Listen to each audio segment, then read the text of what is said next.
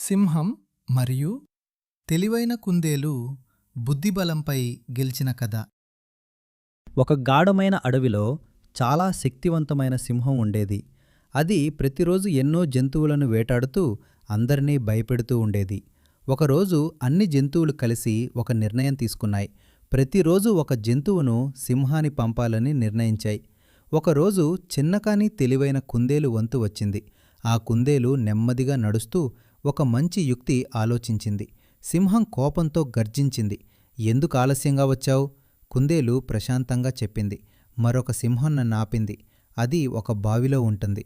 కుందేలు సింహాన్ని బావి దగ్గరకు తీసుకెళ్ళింది. సింహం లోపల చూసి తన ప్రతిబింబాన్ని చూసింది. దాన్ని మరో సింహంగా భావించి కోపంతో బావిలోకి దూకింది. అలా అది చనిపోయింది. అన్ని జంతువులు ఆనందించాయి. కుందేలు హీరో అయింది. నీతి: బలం కంటే బుద్ధి గొప్పది.